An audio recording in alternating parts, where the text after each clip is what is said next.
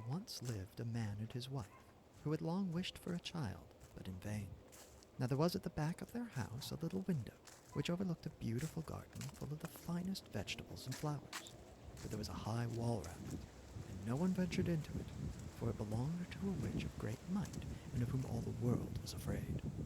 One day that the wife was standing at the window, and looking into the garden, she saw a bed filled with the finest rampion, and it looked so fresh and green that she began to wish for some, and at length she longed for it greatly. This went on for days, and as she knew she could not get the rampion, she pined away, and grew pale and miserable. Then the man was uneasy, and asked, "What is the matter, dear wife?" "Oh," answered she, "I shall die unless I can have some of that rampion to eat that grows in the garden at the back of our house." The man, who loved her very much, thought to himself, "Rather than lose my wife, I will get some rampion, cost what it will." So, in the twilight, he climbed over the wall into the witch's garden, plucked hastily a handful of rampion, and brought it to his wife. She made a salad of it at once, and ate of it to her heart's content. But she liked it so much, and it tasted so good, that the next day she longed for it thrice as much as she had done before. If she was to have any rest, the man must climb over the wall once more.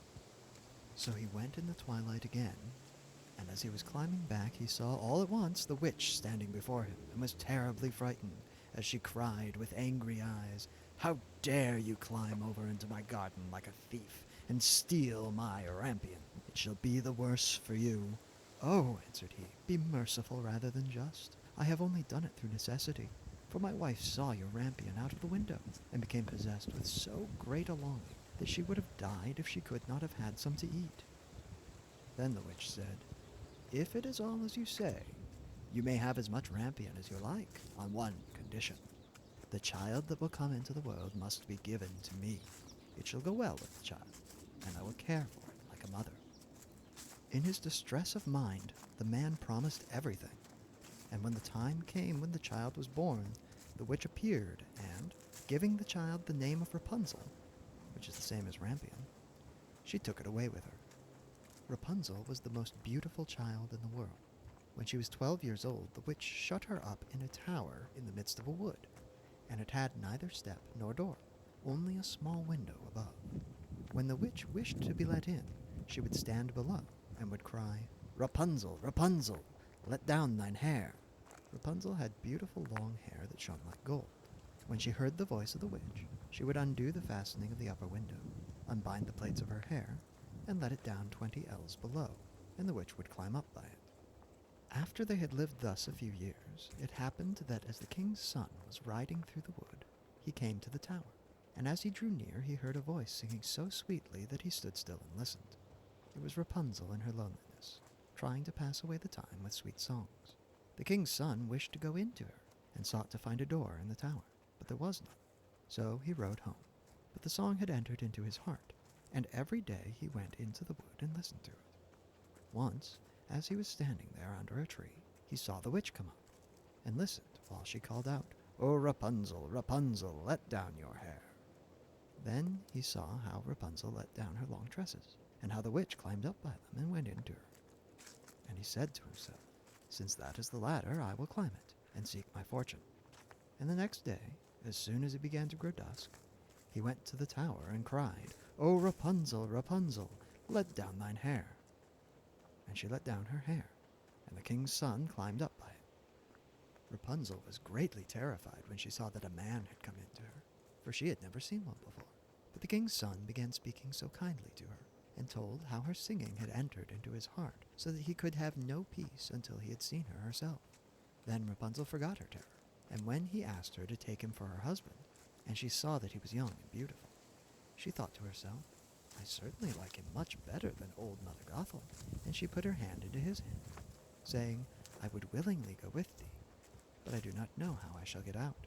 When thou comest, bring each time a silken rope, and I will make a ladder, and when it is quite ready I will get down by it out of the tower, and thou shalt take me away on thy horse."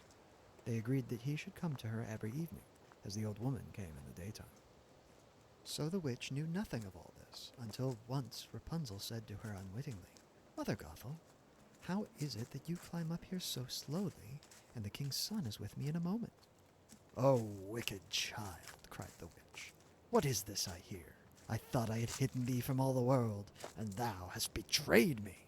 In her anger she seized Rapunzel by her beautiful hair, struck her several times with her left hand, and then, grasping a pair of shears in her right, snip, snap, the beautiful locks lay on the ground. And she was so hard-hearted that she took Rapunzel and put her in a waste and desert place, where she lived in great woe and misery. The same day on which she took Rapunzel away, she went back to the tower in the evening, and made fast the severed lock of hair to the window hasp. And the king's son came and cried, "Rapunzel, Rapunzel, let down thine hair." Then she let the hair down, and the king's son climbed up. But instead of his dearest Rapunzel, he found the witch looking at him with wicked, glittering eyes. "Aha!" cried she, mocking him. "You came for your darling, but the sweet bird sits no longer in the nest and sings no more. The cat has got her, and will scratch out your eyes as well. Rapunzel is lost to you. You will see her no more." The king's son was beside himself with grief, and in his agony he sprang from the tower. He escaped with his life, but the thorns on which he fell put out his eyes. Then he wandered blind through the wood, eating nothing but roots and berries, and doing nothing but lament and weep for the loss of his dearest wife. So he wandered several years in misery, until at last he came to the desert place where Rapunzel lived with her twin children that she had borne, a boy and a girl.